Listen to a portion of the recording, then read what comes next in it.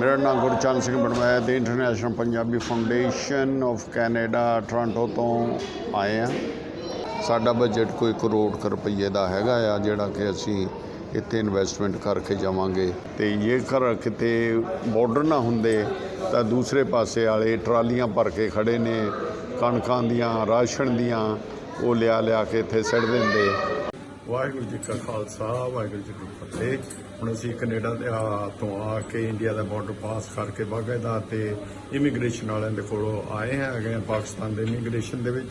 ਇਹ ਦੇਖੋ ਤੁਹਾਨੂੰ ਦਿਖਾਉਂਦੇ ਹਾਂ ਕਿ ਬਹੁਤ ਅੱਛਾ ਸਿਸਟਮ ਹੈ ਇਹਨਾਂ ਦਾ ਤੇ ਇਮੀਗ੍ਰੇਸ਼ਨ ਪਾਸ ਕਰਕੇ ਅਸੀਂ ਚਲੇ ਜਾਵਾਂਗੇ ਤੇ ਜਿਹੜੀ ਸੇਵਾ ਕਰਨ ਵਾਸਤੇ ਆਏ ਅਸੀਂ ਉੱਥੇ ਜਾ ਕੇ ਸੇਵਾ ਦੇ ਵਿੱਚ ਰੁੱਝ ਜਾਵਾਂਗੇ ਤੇ ਤੁਹਾਨੂੰ ਟਾਈਮ ਟੂ ਟਾਈਮ ਅਸੀਂ ਫੋਟੋ ਭੇਜਦੇ ਰਹਾਂਗੇ।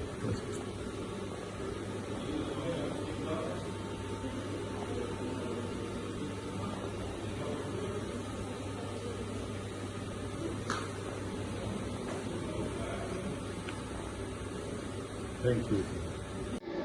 अस्सलाम वालेकुम, सत श्री अकाल। मेरा नाम गुरचरण सिंह बनवाया the international Punjabi foundation of Canada Toronto तो आए हैं। असी अपना मकसद लैके चैरिटी का इत्थे पाकिस्तान दे विच पहुंचे जिहड़ा कि फ्लड दे नाल विक्टम लोग काफ़ी तड़फ रहे ने जिन्हां नूं नीडी मैडिसन की जरूरत आ ते तंबूआं की जरूरत आ ते टेंट वगैरह ला के उन्होंने देवांगे तो होर राशन भी देवांगे।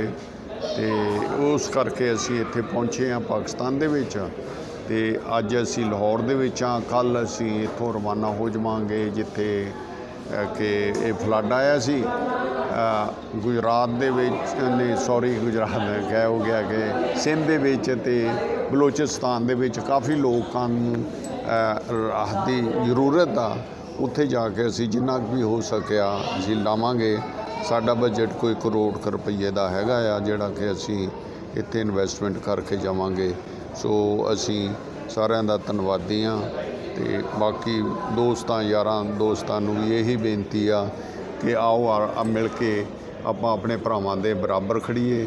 ते ये घर किते बॉर्डर ना हुंदे तां दूसरे पासे वाले ट्रालियां भर के खड़े ने कणकां दियां राशन दियां वो लिया के इत्थे सिट दिंदे।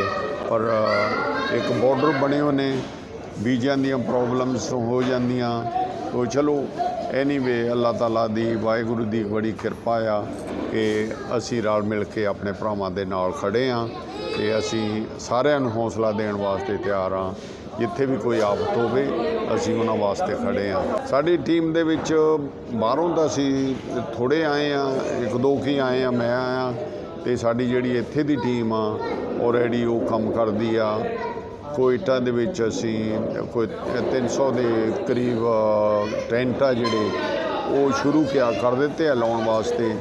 ते सिंध दे विच 200 टेंट लावांगे डिपेंड आके किन्ने होर चाहिए आ।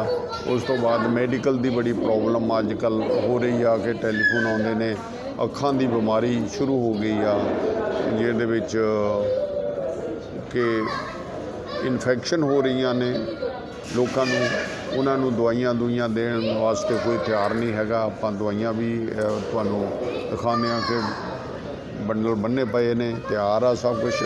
तो उन्होंने एलर्जी दे ड्रॉप्स आई ड्रॉप्स ते होर लोड़ी दे जिन्ना भी समान असी उन्होंने पहुँचावांगे। काफ़ी देर की चैरिटी का काम करते हैं पाकिस्तान दे विच भी ऑल ओवर वर्ल्ड भी जाते हैं तो ये तो फिर इंटरनेशनल इशू पाकिस्तान का इंटरनेशनल इशू हो गया ना। तो जो पता लगा भी ये हड़ आ गए ने फ्लैप हो गया तो पानी दे नाल लोकां नूं पढ़ा के किन्ने लोग मर गए ने उन्होंने घर जाते लगे। न्यूज़ां वाले देख के फिर असी इत्थे आउण दी कोशिश की पर काफ़ी लेट हो गए हैं असी क्योंकि बीजियां की प्रॉब्लम होने करके थोड़ा टाइम लग गया। 10 दिन तो लग गया बीजा देण नूं ही।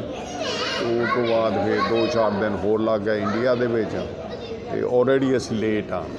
बाकी NGO जिहड़ियां काम करदियां होर बथेरियां NGO इत्थे आके काम करदियां ने ठीक नहीं उन्हां दा भी साथ देना चाहिए सानू। कोई मौके सिर जिहड़ा भी आदमी आके वक्त दे उत्ते काम आउंदा ते ओहदा थैंक यू। ਸੋ ਇੰਨੇ ਕੁ ਸ਼ਬਦਾਂ ਦੇ ਨਾਲ ਮੈਂ ਆਪ ਜੀ ਦਾ ਬਹੁਤ ਬਹੁਤ ਧੰਨਵਾਦੀ। Thank you very much. Waheguru ji ਕਾ ਖਾਲਸਾ, ਵਾਹਿਗੁਰੂ ਜੀ ਕੀ ਫਤਿਹ। ਅਸਲਾਮ ਅਲੈਕੁਮ।